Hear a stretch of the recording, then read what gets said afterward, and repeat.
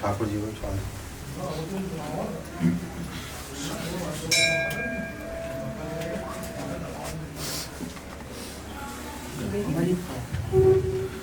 चाहिए।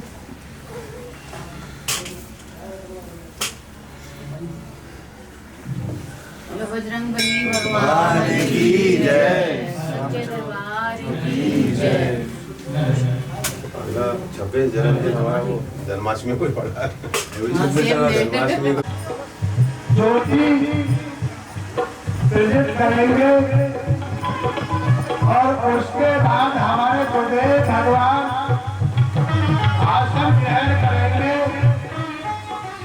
तो भी सभी भक्त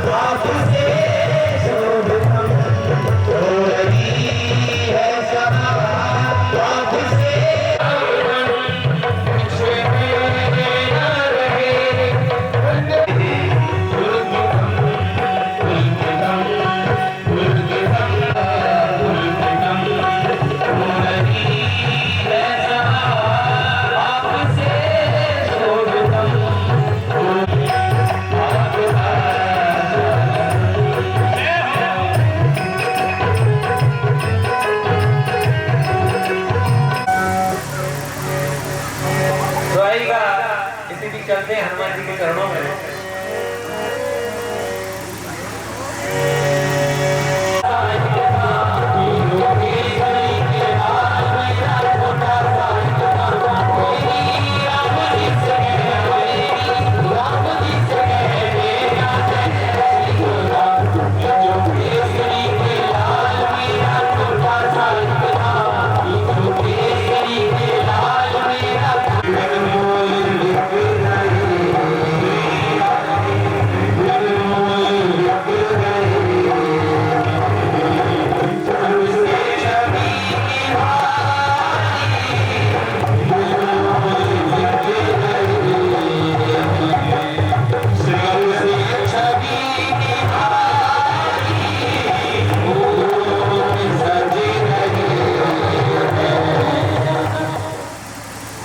मैं प्रत्येक वो दिन प्रत्येक वो क्षण बहाना कोई भी हो, कोई भी अवसर हो, अपने परमात्मा को याद करता हूँ। और जिस धर्म में हम जुड़े हैं यानी सनातन वैदिक धर्म, उसकी सबसे बड़ी विशेषता है, लोग कहते हैं ना किस धर्म से जुड़े हुए, तो सनातन वैदिक धर्म जो सनातन है हमेशा से रहेगा, हमेशा है और हमेशा था, क्योंकि ये भगवान के द्वारा बनाया गया है। तो सनातन धर्म की जो लोगों में अवधारणा रही, जिसको अब कालांतर में हिंदू धर्म भी कहने लगे। हिंदू शब्द ये अरबी भाषा का शब्द है पहले ये सिंधु घाटी की सभ्यता थी। हमारा जो ये आज का भारत है, ये बृहत भारत था, बहुत बड़ा जम्बू द्वीप था, इसका नाम था जम्बू द्वीप। उसमें भी ये उत्तराखंड और रेवाखंड ये कहलाता है, जो गंगा नदी का संगम भी है और और यमुना नदी के बीच का क्षेत्र भी।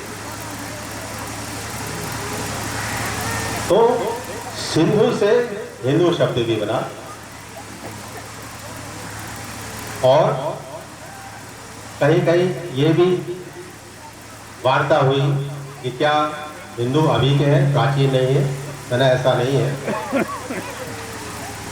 हमारी जो मातृभाषा रही हिंदी और जो इसकी जननी है, जिसे हम देववाणी भी कहते हैं, वो है संस्कृत। और उसी संस्कृत से आज विश्व की सारी भाषाएं निकली हैं। जैसे इस्लाम धर्म में अरबी भाषा रही, उससे उर्दू भाषा का उद्गम हुआ। इसी तरह से हमारी संस्कृत भाषा से आज की हिंदी का उद्गम हुआ। इसके बीच में एक लिपि और आई, जिसे हम कहते हैं देवनागरी।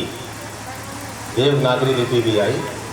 तो कई जो इतिहास को समझते होंगे, तो जो पुराने शिलालेख निकलते हैं जमीन के अंदर से, उनमें देवनागरी लिपि,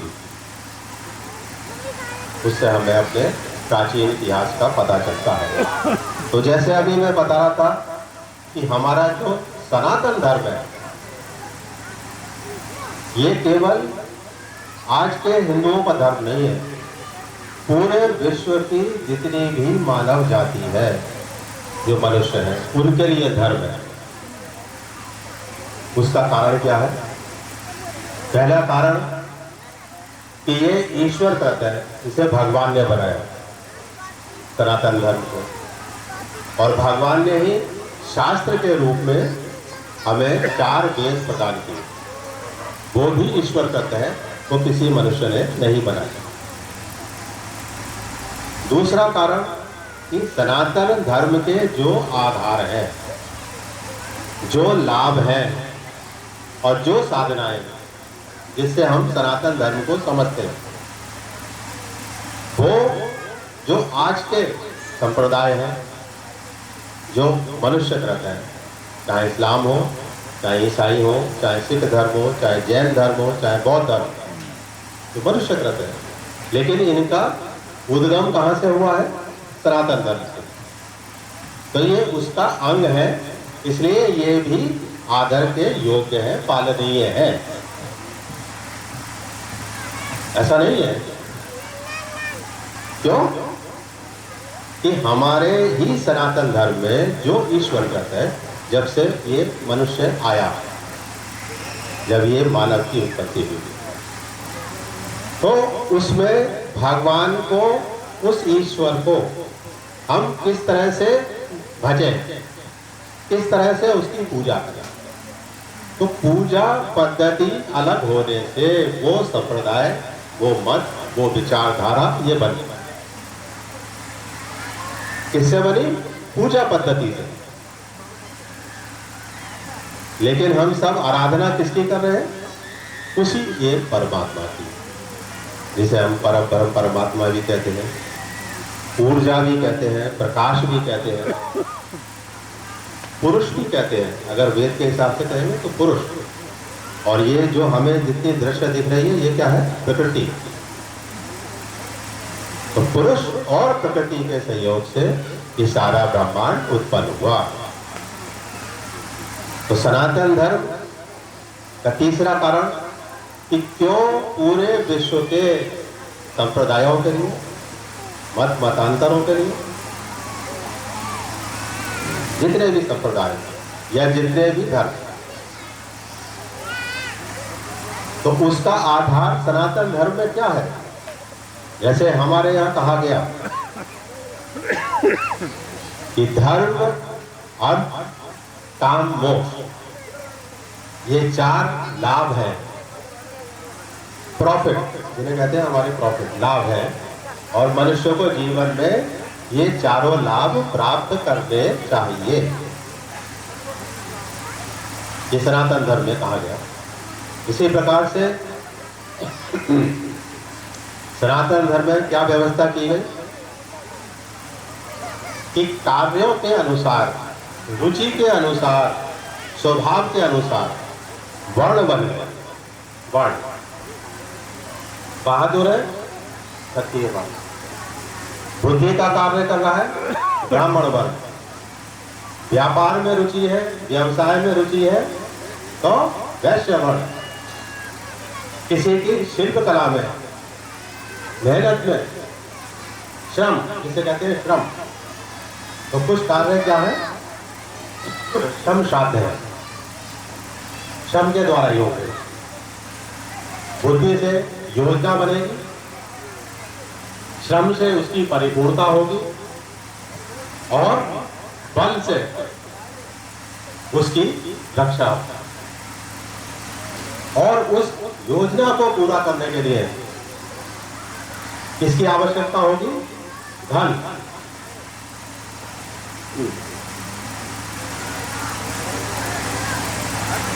उस योजना को पूरी करने के लिए, चाहे वो सांसारिक योजना हो, चाहे वो धार्मिक योजना हो, धन की भी आवश्यकता है। और आज तो कलयुग में विशेष रूप से धन की आवश्यकता है। कोई भी कार्य बिना धन के नहीं होगा। तो ये रुचि, स्वभाव और आवश्यकता, इनके अनुसार फिर चारों वर्णों की सृष्टि भगवान के द्वारा हुई। वहां जाति शब्द नहीं आया, जाति शब्द नहीं आया। रुचि, स्वभाव और आवश्यकता। क्योंकि ऐसे हमारे सनातन धर्म में अनेक उदाहरण हैं। जैसे रामायण काल में महर्षि विश्वामित्र जो क्षत्रिय वंश में थे, लेकिन भगवान का भजन करके और ब्रह्म ज्ञान को प्राप्त करके ब्रह्मर्षि बने। तो उसी सनातन धर्म क्या कहता है कि आपको जीवन में धर्म, अर्थ, काम, मोक्ष, इन चारों की प्राप्ति के लिए अग्रसर रहना चाहिए। अब इसको हम कैसे जोड़ेंगे कि वो सनातन धर्म पूरे विश्व के लिए है, पूरी मानव जाति के लिए है, ना हिंदू के लिए, ये नहीं है केवल हिंदू के लिए, सबके लिए। कैसे? चाहे अंग्रेज हो, चाहे कोई भी देश हो, चाहे नास्तिक देश क्यों ना हो, जैसे हमारे यहाँ चाइना, रशिया, रूस, ये भगवान को किसी भी रूप में नहीं मानते। वहां आकर जो इधर उधर से रहने वाले बने गए, वो अपनी पूजा पद्धति अपनाते हैं, लेकिन जो ओरिजिनल है वो लोग नहीं मानते, वो किसी रूप में नहीं मानते। लेकिन उनके यहाँ भी जो सनातन धर्म की शाखाएं हैं, सनातन धर्म जिनको संकेत करता है, वो भी रहेंगी। जैसे ब्राह्मण, हमारे हिंदुओं में ब्राह्मण, ब्राह्मण का माने ब्रेन, बुद्धि, जो बुद्धि का कार्य कर रहा है वो ब्राह्मण। और आध्यात्मिकता से अगर कहे तो ब्रह्मम चरति स ब्राह्मणा,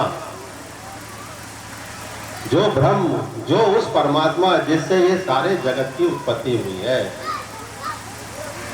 उसके में जो रमण करता है, जो उसके बारे में जानना चाहता है, वो ब्राह्मण है।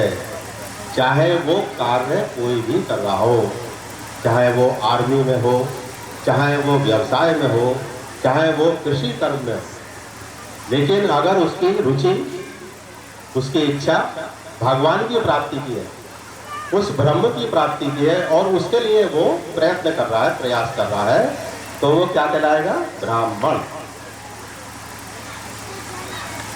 जो बुद्धि का, क्योंकि जो ब्रह्म तत्व है वो सबसे बड़ा परम ज्ञान है, उसके लिए अत्यंत बुद्धि की आवश्यकता है। तो पूरे विश्व में, चाहे ईसाई हो, कोई भी कंट्री हो, कोई भी धर्म, हर धर्म में बुद्धिजीवी आपको मिल जाएंगे, प्रेम हर जगह मिलेगा। तो प्रत्यक्ष या अप्रत्यक्ष रूप से सब सनातन धर्म का पालन करें। इसी तरह से क्षत्रिय जो समाज की और राष्ट्र की रक्षा करते हैं, वो हमारे यहाँ भी है, रशिया में भी है, पाकिस्तान में भी है, अमेरिका में भी है या नहीं बताओ? हर देश की सेना है। तो अप्रत्यक्ष रूप से किसको फॉलो कर रहे हैं? सनातन धर्म को, क्योंकि उनका सनातन धर्म में ही जिक्र है। भगवान कृष्ण ने भी गीता में कहा, चातुर्वर्ण्यम मया सृष्टम गुण कर्म विभागः, कि मैंने चारों वर्ण गुण और कर्म के हिसाब से बना दिया। तीसरा आ गया व्यवसाय, बिजनेस क्लास। तो जो बिजनेस करेगा वो क्या कहलाएगा? वैश्य। चाहे वो किसी भी वंश में जन्म लिया हो, किसी भी वंश में। आज भी आप सब लोग बैठे हैं, हर एक को अधिकार है। बिजनेस कोई भी कर सकता है। आज ब्राह्मण भी बिजनेस कर रहा है, क्षत्रिय भी बिजनेस कर रहा है, और जो बिजनेस करते थे वैश्य, वो भी नौकरी कर रहे हैं। तो सनातन धर्म क्या कहता है कि आप जिस व्यवसाय में रुचि के अनुसार, श्रद्धा के अनुसार कार्य कर रहे हैं, तो वेद के हिसाब से, शास्त्र के हिसाब से आप उस वर्ण के कहलाएंगे, केवल जन्म लेने से नहीं। अब प्रश्न लोग कर रहे थे कि फिर हमने तो जन्म लिया उस परिवार में जिसमें अनेकों ऋषि मुनि हुए, अनेकों बहादुर हुए, अनेकों वीर हुए, अनेकों भामाशाह जैसे व्यापारी हुए, और 9 देवी आती हैं, दुर्गा सरस्वती, जहाँ जिसमें कथा किनकी आती है? समाधि नाम वैश्य। वो वैश्य हुए जिन्होंने माता की, भगवती की उपासना की और मोक्ष को प्राप्त किया। तो भगवान को पाने का, उस परमात्मा को पाने का सबको बराबर अधिकार है। अब आपकी रुचि, आपका स्वभाव जैसा है वैसा आप कहलाओगे। किसकी दृष्टि में? भगवान की दृष्टि में। और जो वर्ण, वर्ग, जाति बनाई गई वो यहाँ बना। अब दूसरा, जिस वंश में हम पैदा हुए, प्रश्न तो सभी करते हैं कि गुरुजी बताओ, हम तो क्षत्रिय हैं, हम ब्राह्मण हैं, हम वैश्य हैं, हम श्रमजीवी हैं, तो उसका क्या लाभ मिलेगा समाज को? कि अगर आप जैसे ब्राह्मण वर्ण में पैदा हुए हैं, तो आपके गुण, जो आपके पूर्वज हुए हैं, वो स्वतः आपके गुण भगवान की तरफ को आपको ले जाएंगे। ऐसे आप क्षत्रिय वर्ण में पैदा हुए हैं, तो स्वभाव अनुसार आप में बहादुरी आएगी, आप बहादुर होंगे। तो आपके लिए सबसे बढ़िया क्षेत्र क्या हुआ फिर? आर्मी, सेना। लेकिन ऐसा नहीं है कि क्षत्रिय होके भी हम आर्मी में जा सकते हैं, दूसरा नहीं जा सकता, ऐसा नहीं।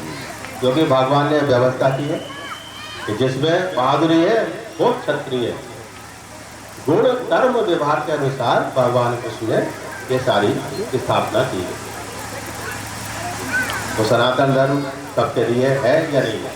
पूरे विश्व में आर्मी मिलेगी, बिजनेस क्लास मिलेगी, बुद्धिजीवी मिलेंगे, ब्रेन जो योजनाएं बनाते हैं, जो पॉलिसीज बनाते हैं।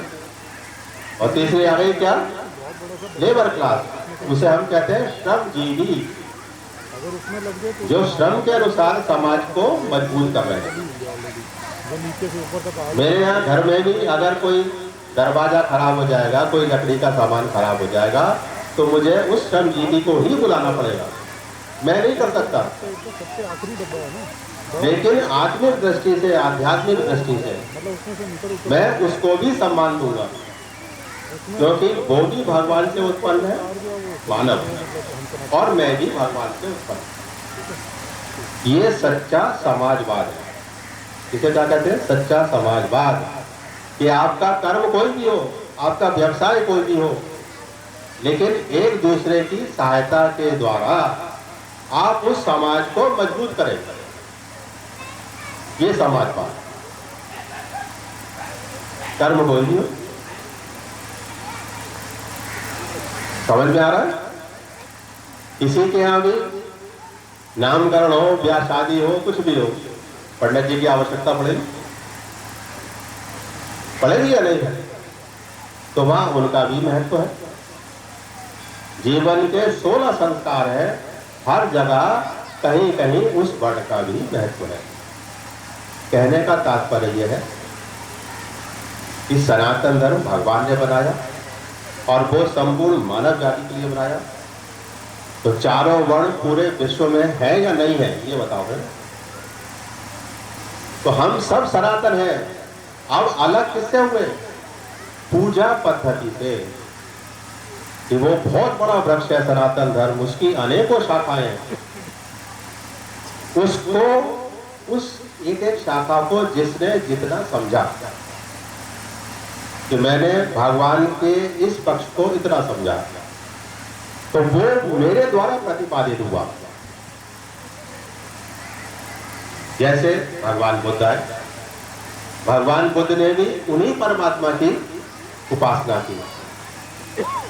सनातन धर्म में थे, राजकुमार थे, राजा के यहाँ उत्पन्न हुए, लेकिन क्षत्रिय थे। वैराग्य हुआ कि भाई ये मानव शरीर हमें किस लिए मिला है? उस भगवान की प्राप्ति के लिए भी मिला है। अब इसका प्रमाण क्या है, या ये हमें क्यों प्रेरणा मिलती है कि ये भगवान की प्राप्ति के लिए?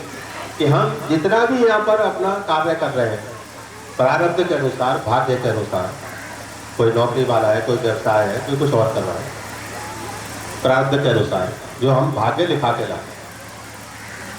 लेकिन ये सब करने के बाद भी हमें क्या लगती है? अपूर्णता, खालीपन लगता है कि ये सब हमने कर भी लिया लेकिन अभी आनंद नहीं आया, अपूर्ण है हमने। और दूसरी बात, क्योंकि हम भी यही सब सोचते रहते थे कि एक खालीपन सा लगता है कि नहीं, शायद ये हमारा यही कार्य नहीं था, हमारा कुछ और भी कार्य। उसी को वेद और शास्त्र और भगवान बता रहे हैं कि मानव केवल यही सब करने के लिए नहीं आया है, भगवान की प्राप्ति के लिए भी आया है, उस परम ज्ञान की प्राप्ति के लिए, जिससे हमें जीवन में और अपने कार्यों में आनंद भी मिलेगा और शांति भी मिलेगी, वरना नहीं मिलेगी।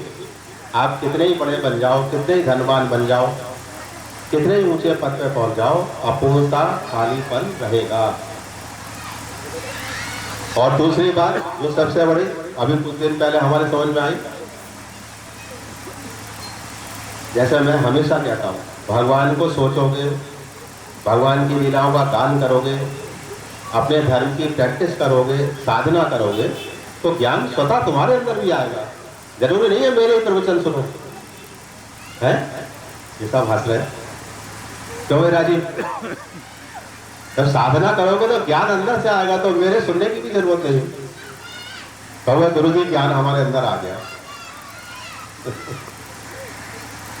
क्योंकि पहली पुस्तक जिसने भी लिखी होगी अंदर के ज्ञान से लिखी होगी नहीं लिखी, क्यों?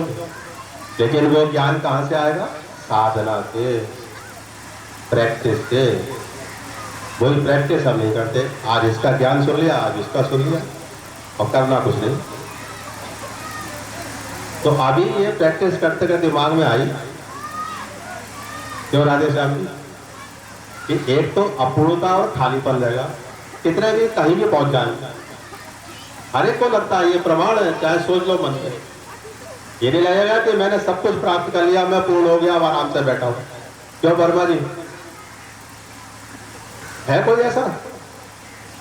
चाहे विश्व सम्राट बन जाए, सिकंदर का इतिहास आपने पढ़ा होगा, आधी से ज्यादा दुनिया उसने जीती थी, और कितने 100 साल पहले जब कोई साधन नहीं थे, उस सिकंदर, उसकी अंतिम इच्छा क्या थी कि जब मैं मरूं और मेरी शव यात्रा निकले तो मेरे दोनों हाथ बाहर निकाल देना शव यात्रा में, ताकि लोगों को पता चले कि ये सिकंदर जिसने आदि से ज्यादा दुनिया जीत ली आज खाली हाथ जा रहा है। समझ गए? तो दूसरी बात क्या समझ में आई कि ये दुनिया के काम खत्म ही नहीं होते। ये अभी एक हफ्ते पहले हमारी समझ में आई वर्मा जी, एक प्रोजेक्ट पूरा करा दूसरा तैयार, तो उलझन हो गई, ये जल्दी से खत्म हो और भगवान का नाम ले, शांति से बैठो। मैं तो एक्चुअली दिल्ली से बाहर हूँ। अब यहाँ हमारे किसान भाई भी हैं, एक फसल पूरी हुई दूसरी फसल की तैयारी, कभी चैन ही नहीं मिलता।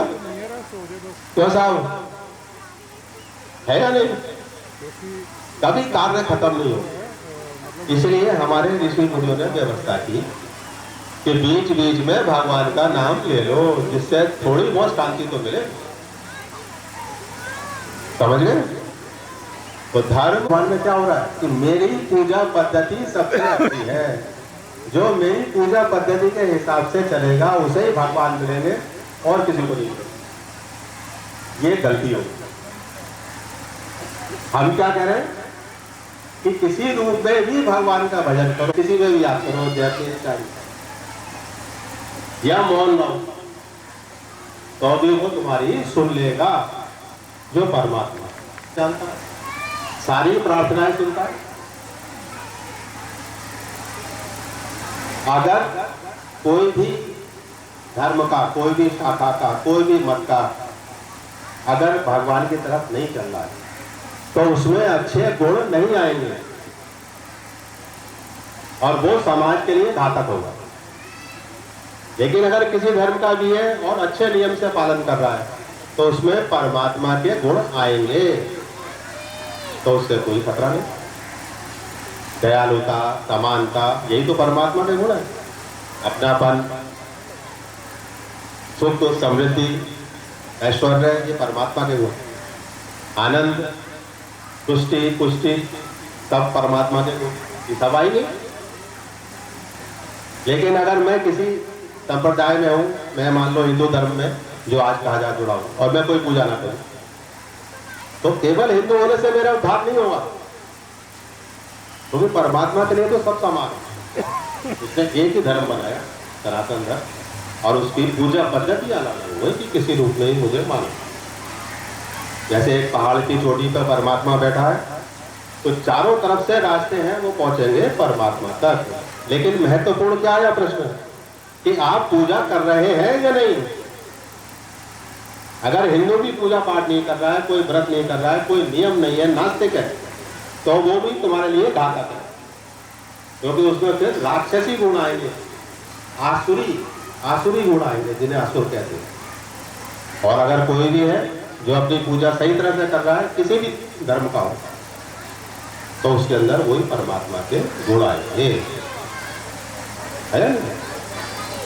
इसलिए भगवान के भक्तों को कहीं भी भय नहीं लगता, कहीं डर नहीं लगता, क्योंकि उन्हें सब जगह परमात्मा ही दिख रहा है। तो जब तक आप सब में परमात्मा नहीं देखोगे, तभी तक अभाव भी रहेगा, भय भी रहेगा, चिंता भी रहेगी, सब कुछ रहेगा। तो धर्म आ गया, तो धर्म का पालन आप कर रहे हैं। उसके बाद रखा नंबर 2 पर हमारे सनातन धर्म में अर्थ, यानी धन, धर्म, अर्थ। मतलब ऐसा नहीं है कि चारों ऑर्डर में रखे हुए, क्रम है उनका कि पहले आप मानव बने, भगवान ने आपको बनाया है, किसी भी पद्धति में है आप भगवान को रोज स्मरण करेंगे, रोज उनकी पूजा करेंगे। दूसरा आया अर्थ। वैसे भी ये कलयुग है, इसको क्या कहते हैं? अर्थ प्रधान युग। अर्थ प्रधान, बिना धन के कोई कार्य नहीं होगा। क्या हो जाएगा राजीव? अब यहाँ भी चाहे छोटा सा आयोजन है, हलवाई को भी देना है, टेंट को भी देना है, साउंड को भी देना है। अभी हंस रहे हैं सर, क्यों वर्मा जी? तो बिना अर्थ के ये भी नहीं होगा। अब इसमें क्या है? सबका अंश लगा है, सामूहिक है। तो अभी मैं बताऊंगा है अर्थ। तो अर्थ भी आवश्यक है। भगवान कृष्ण ने स्वयं गीता में यही बात बताई है कि इस शरीर के निर्वाह के लिए आपको आजीविका अपनानी पड़ेगी। भिक्षावृत्ति केवल सन्यासी के लिए लिखी है, क्योंकि सन्यासी घर का त्याग कर देता है, अग्नि का त्याग कर देता है। अग्नि का त्याग माने खाना नहीं बनाए, वृत्ति का त्याग कर देता है, यानी कोई प्रोफेशन अब नहीं अपनाए, तो उसके पास क्या बचा? इस शरीर के लिए भिक्षा। भिक्षा वो भीख नहीं है, भीख अलग शब्द है, उसको दूसरा शब्द भी इसके लिए आता है मधुकरी, और वो सन्यास का नियम है। तो सन्यास के लिए लिखा है, लेकिन बाकी अगर आप सन्यास नहीं लिए तो आपको कार्य करना है अपने शरीर के निर्वाह के लिए। भगवान भी कहते हैं मैं उसको अच्छा नहीं मानता जो मानव होकर न कुछ समाज के लिए कुछ करता है, न परिवार के लिए कुछ करता है, न राष्ट्र न धर्म के लिए। भगवान उसको कोई नंबर नहीं देते रिपोर्ट कार्ड में। अर्जुन ने प्रश्न किया था कि आप कहते हो अगर आप कर्म करोगे जन्म लेके, पाप पुण्य करोगे तो फंस जाओगे, बार बार जन्म होगा, उनको भोगना पड़ेगा। तो हे भगवान मैं कर्म ही नहीं करता हूं तो मैं कैसे फंसूंगा? भगवान कह रहे ऐसा भी नहीं है, तू इस जन्म में कर्म नहीं करेगा, लेकिन जो पिछले जन्म में कर्म करता हुआ आया है उसके अनुसार तेरा स्वभाव बना है, और वो स्वभाव तुझे कर्म कराएगा, वो अवश्य कराएगा। कोई खाली नहीं बैठ सकता। अभी तुम में से मैं किसी से कहूं कि आज सुबह से शाम तक यहाँ खाली बैठ जाओ, कुछ नहीं करना, भोजन पानी की व्यवस्था मैं करता हूं, नहीं बैठ सकते आप। क्यों? आदेश है। आज हमारे बीच में हमारे बचपन के मित्र हैं आदेश यादव, ये खड़े होकर सबको प्रणाम कर रहे हैं। हम संजय शाह और आदेश ये सब छठे क्लास से पढ़े हैं। आज इनकी इच्छा हुई कि मैं कुछ करूं, तो बिना कर्म किए आप रह ही नहीं सकते। तो भगवान ने क्या, इसलिए क्यों नहीं शास्त्र के अनुसार धर्म के अनुसार कर्म करते हो? क्यों नहीं करते हो? तू यहाँ हमारे किसान भाई बैठे, तो किसान का धर्म है कि उसे अनाज उगाना पड़ेगा, कृषि कर्म करना पड़ेगा, क्योंकि उसका वो प्रारब्ध लेके आया, इसलिए उसका जन्म ग्रामीण परिवेश में हुआ। जैसे मैंने अभी बताया, किसी भी क्षेत्र में हो हर एक का महत्व है। तो दूसरा नंबर आ गया अर्थ। अब आपने धर्म का पहले पालन कर लिया, आप अच्छी तरह से अपने धर्म का पालन कर रहे हैं, तो धन भी न्याय पूर्वक धर्म पूर्वक कमाएंगे, क्योंकि आपने धर्म का पालन कर। इसलिए पहले नंबर पे क्या है? धर्म। तो आप धन जो है वो कैसे कमाएंगे? न्याय पूर्वक, धर्म पूर्वक। आप बिजनेस क्लास करेंगे कि साहब प्रॉफिट डालेगा, तो मैंने निश्चित कर लो उसके लिए न्याय पूर्वक कितना खर्चा है, कितना क्या, कितना मार्जिन और कैसा है, वो आपका अधिकार है। लेकिन आपके अंदर अगर लोभ आ गया, लोभ कहते हैं सर्वनाश कर देता है आदमी का। तीन जो है महाशत्रु, भगवान कृष्ण कहेंगे बहुत बड़े शत्रु हैं, काम, क्रोध और लोभ। शत्रु अभी प्रबल है, जो चौथा नंबर पे है वो थोड़ा कम है अभी लेकिन ये ज्यादा प्रबल शत्रु है। तो लोभ आ गया तब आप अन्याय करोगे, अन्याय से धन कमाओगे, लेकिन वो था जब ये सब कर चुकोगे। अर्थ आ गया, अर्थ का भोग आ गया, और जितने सांसारिक पदार्थ हैं ये शांति नहीं देंगे, अशांति देंगे, क्योंकि इनका स्वभाव है। जिसका जो स्वभाव है स्वभावस्तु प्रवर्तते, गीता में कहा है, जिसका जो स्वभाव है वो वैसे ही व्यवहार करेगा।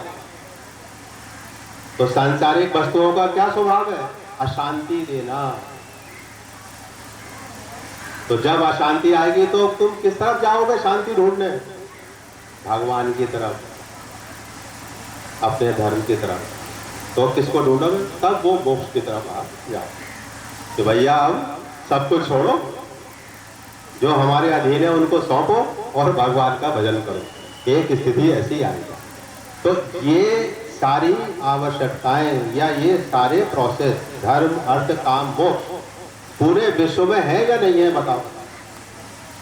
ईसाई भी अपने धर्म का पालन कर रहा है, वो भी पैसा कमा रहा है, वो भी उपयोग कर रहा है उसका, क्यों भाई? चाहे ट्रैवलिंग कर रहा है, चाहे घूम रहा है, चाहे गाड़ियां ले रहा है, और अंत में वो भी संन्यास्त होता है, कहता है सब छोड़ दो, मैं यहाँ बैठा हूँ।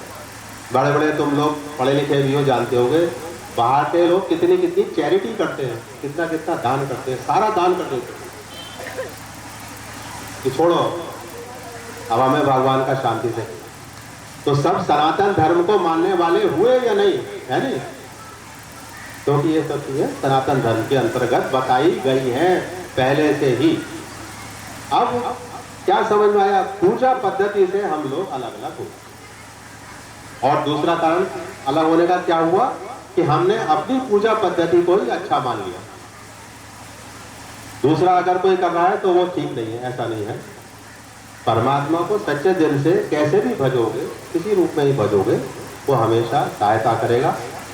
तो आज इसलिए बताया कि तुम्हारा सनातन धर्म है, वो पूजा पद्धति है, जो तुम्हें पूजा पद्धति गुरु के द्वारा, शास्त्र के द्वारा मिली है, उसका पालन करो। अगर उसका पालन नहीं करोगे तो शांति नहीं मिलेगी और दुनिया के काम कभी खत्म नहीं होंगे। तो आज का सार यही रहा। आगे समय होगा तो एक आध चीज और बताएंगे। तब तक 2-3 भजन आप लोग सुने।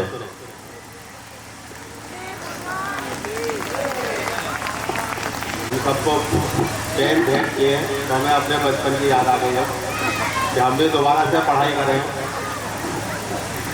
धर्मपाल सिंह जी इस गांव के ही हैं, सरकारी क्षेत्र में भी कार्यरत रहे और एक समाज से भी इनका जुड़ाव रहा।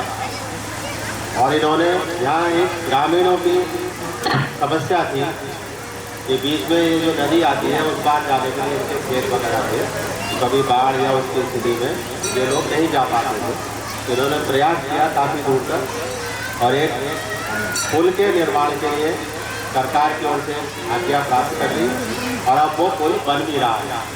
तो मैं उनका धन्यवाद करता हूँ, उन्होंने प्रयास को यहाँ की जनता के लिए और आध्यात्मिक उन्नति के लिए उन्हें भगवद गीता भेंट करता हूँ। आइए धर्मपाल जी।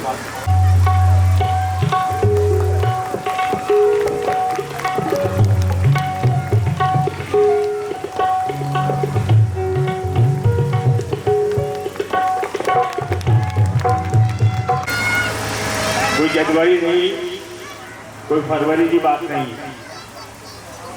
और इस श्रृंखला में मैं आप सबकी ओर से वंदनीय मां श्री जी से मैं निवेदन करूंगा कि आज उनके श्री मुख से एक भजन प्रस्तुति होगी और उनका तालियों से स्वागत करें, तालियों से स्वागत करें और मां जी के मुख से एक भजन की प्रस्तुति।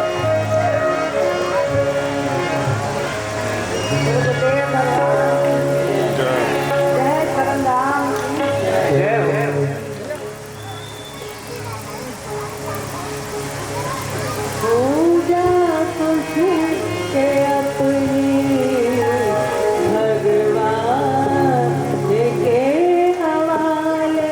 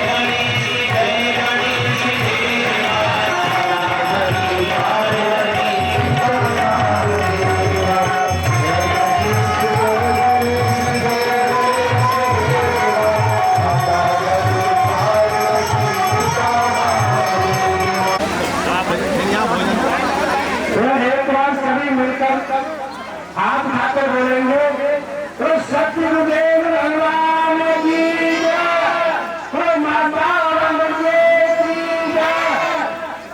देखिए हमारे गुरुदेव भगवान का कहना है कि चरण स्पर्श यहाँ गुरु जी के और शांति के रूप में मैं सभी से हाथ जोड़कर गुरुदेव भगवान की ओर से कहना चाहूंगा कि शांति व्यवस्था बढ़ाकर कृपया प्रसाद में उसमें अपना पर्चा डाल दे, अपना दाम, अपना नाम और अपनी परेशानी, जो भी जिस नाम से आपको प्रसाद लगाना है तो कृपया अपने अपने प्रसाद में पर्ची डाल दे। प्रसाद से समाधि स्थल में लगाया जाएगा। बड़े प्यार से देखिए लाइन लगाकर आओ, तो भीड़ के साथ